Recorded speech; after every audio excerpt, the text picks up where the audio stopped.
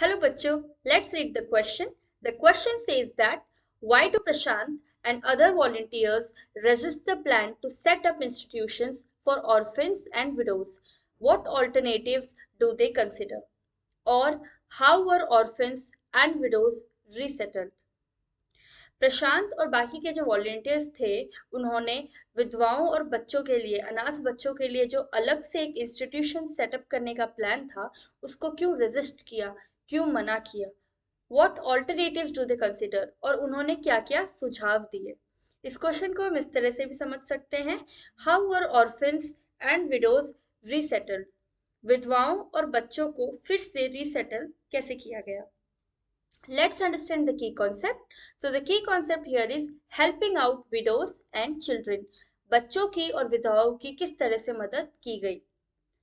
Prashant and other volunteers resisted the plan as they felt it would not be proper to set up separate institutions for orphans and widows. The group of volunteers was of the opinion that in these institutions, children would not be able to get love and widows would suffer from stigma, loneliness and isolation. प्रशांत और बाकी के volunteers ने इस plan को resist इसलिए किया क्योंकि उनको ये ठीक नहीं लगा कि विधवाओं और बच्चों के लिए अलग से इंस्टीट्यूशन बनाया जा रहा है।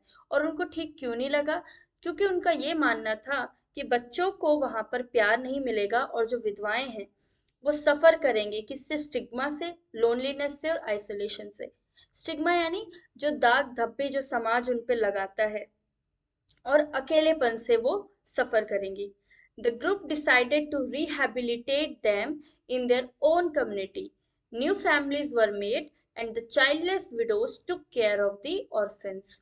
ग्रुप ने क्या किया? उनको रिहेबिलिटेट किया उनकी अपनी कम्युनिटी में, उनके अपने समाज में ही उनको वापस भेज दिया। रिहेबिलिटेट का मतलब होता है जब हम किसी को एक दयनीय स्थिति से नॉर्मल कंडीशन में लेकर के आते हैं।